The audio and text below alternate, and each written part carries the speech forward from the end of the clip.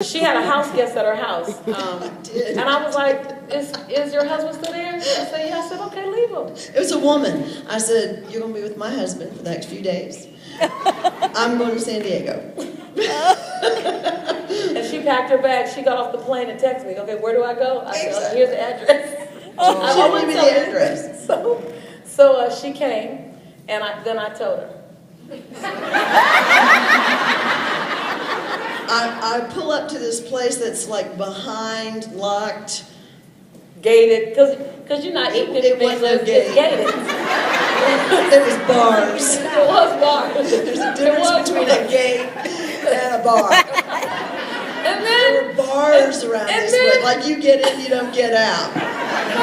And then you chew 3 days out the week, and for 2 days you only drink live green juice. Well, she happened to arrive.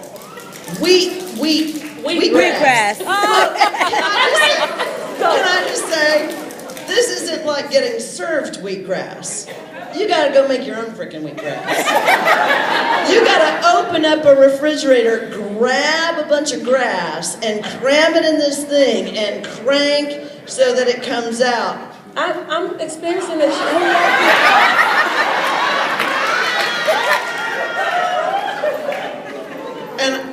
And your mouth is only one place they put it.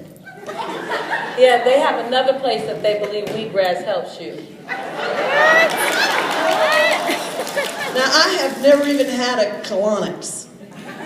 And the next thing I know, she has me sitting with 6 other women talking about how powerful a colonics is.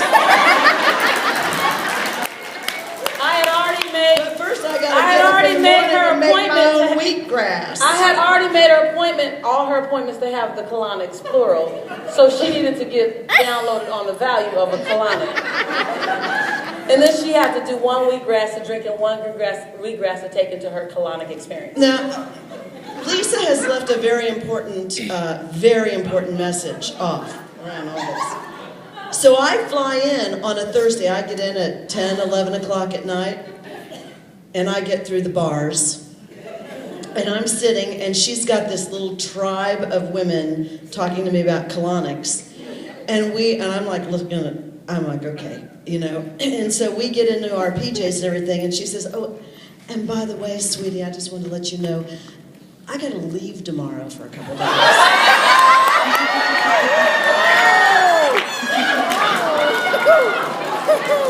Wow!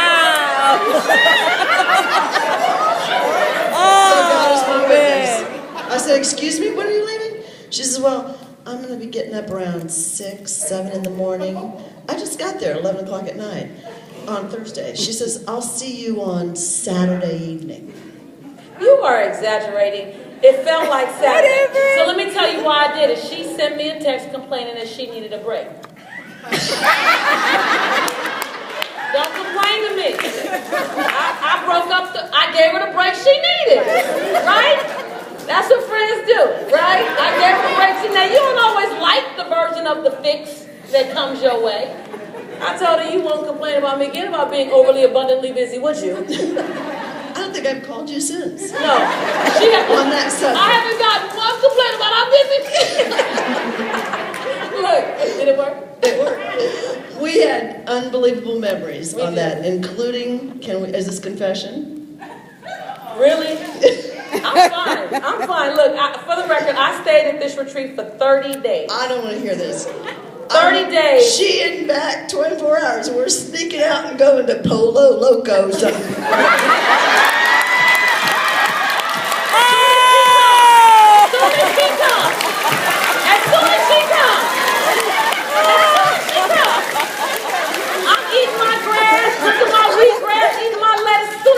I got a chicken wing in my hand. Now that's what you call your girl, right? Yes. That's your girl, right? So Lisa goes, look over there. We see these 2 women. They had to be in their 70s, right? In a Pollo Loco, sitting across the table. They can't hear each other. Lisa goes, that's gonna be us. We took a picture of them. We took a picture of them. And then we took a picture of us. In front of the Pollo Loco sign. Like this. So you have you've had to raise children, 2 children, while you built a business. And your children are just leaving their teens now, so they were small. Well, I got one married. Brianna's 23. We just did I got one off the payroll. Yay! Right, but she was little, coming up. Yeah, Ryland wasn't even in preschool, so Brianna was in 2nd grade. And When you Ryland, started? When I started. How many of you have used the thing, I need to wait till my children are grown and adult? Okay, so there is no waiting. And then it at times strains your marriage. No question about it. I'll be married 36 years this October. Woo-hoo! How did you keep family? Because her family is not just a shell family on the outside. Like, it's a family. Like, they dote over each other, and it's real doting when no one's watching doting. Do you know what I mean? How did you keep family first and have such a big, huge dream that you gave your energy as well? Well, first of all, I must say, and I do think this is a women's issue, and part of the unfortunate elements of my life have served me well, and that's why I was saying yesterday to the VIP group, you know, you got to find the gain in your pain, right? You've got to find the good in the bad. You've got to use your past not to be bitter, but to be better. And I mean, one of the things that I always wished I'd had was a father. And what I realized is that I was giving my children the gift of what I didn't have by allowing my children to be in a relationship with their father while I went out and did the things that I needed to do, which I felt was my life calling. And my husband, because I'm one of these people that, you know, likes to, you know, have an element of control issue around, you know, like things just being, and so when we're with each other, he just relinquishes, because I got it all going on. And what I learned is that when I went away, it allowed them, you know, to show up with each other. My children have the most phenomenal, powerful relationship with their dad. And that is a gift, I think, unbeknownst to them, I believe, in part, I gave. You know, right. and they love telling their stories about how when I was out of town, Dad would wake them up by, you know, going like this on their face, wake up, wake up. You know, when I was in town, you know, I'd turn the fireplace on. You know, I got them to set out their clothes at night. You know this story, and put them on the dryer. So I would turn on the fireplace. I would then go get the clothes that they'd laid out on the dryer. I'd put them in the dryer. I'd go then wake them up gently, lovingly, singing. You know, we have our little favorite song, and then they would come down, right? I'm making breakfast. They get the clothes out of the dryer and sit in front of the fireplace and get dressed. And that's just made them appreciate me that much more. If they didn't have the other way, they wouldn't be able to appreciate, right, some of the special things that I did, right? Right. And then they love laughing about how their dad woke them up too. Right. They've got a phenomenal relationship. You know, the most touching thing I think I have seen in my daughter's life was You're gonna cry. Yeah, I can tell. was watching her father walk down that aisle and give her away.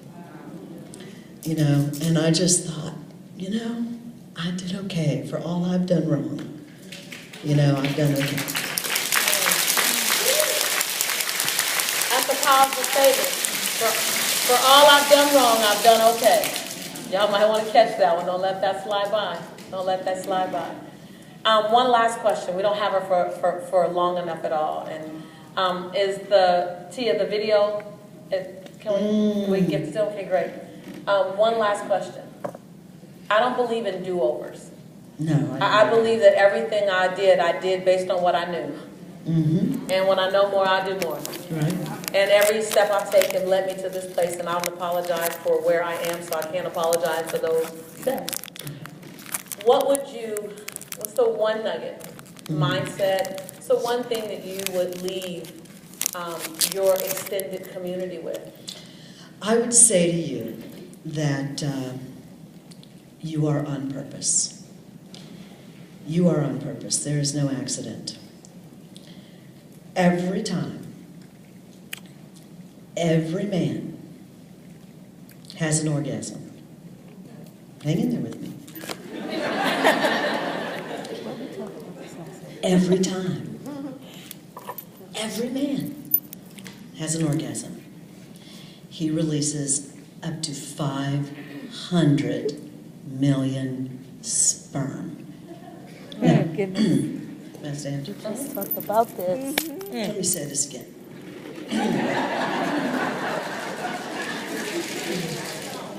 Every time, every man has an orgasm. He releases up to 500 million sperm. You won.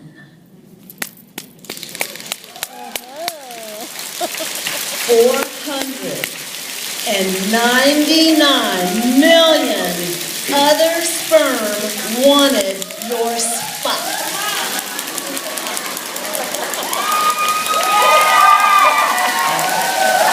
You fought for your life from the very beginning.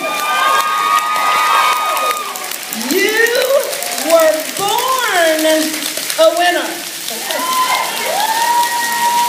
There is no mistake. There is no mistake in your being here. You got this? No mistake. You are on purpose. Yes. Your voice matters. Your story is important. Your dream counts. You were born fighting for your life. Your job is to find your critical contribution and not allow others to get in your way. It is your responsibility to tell others to step aside. And I'm going to tell you, and I said this once, and it's a hard conversation. Those of you that know me know I talk about the things that are unpopular on a stage. You're going to remember me. You know why? Because you're going to leave here in the next few days, and you will run into a moron. You will. And you're going to say to yourself, you're going to think of me, because you know what you're going to say?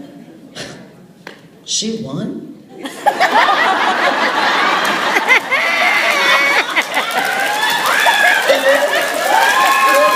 I telling the truth? And all I want you to know, all I want you to remember is, everyone has their story. Everyone that you bump into has their reasons too.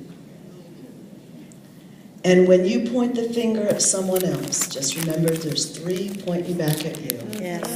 And there is much to be learned by the people we call morons. Because they aren't. It's our labels that we put on others. So you have to remember that.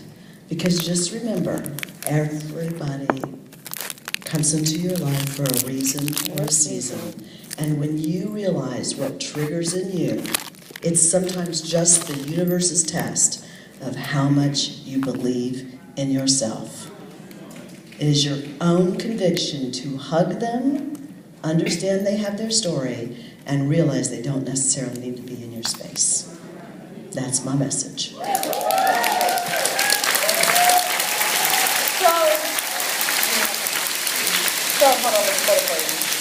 So now we'd like to share with you, yesterday we talked to the VIPs only, giving them... May I say one thing about the VIPs? Who was in the room, the VIPs?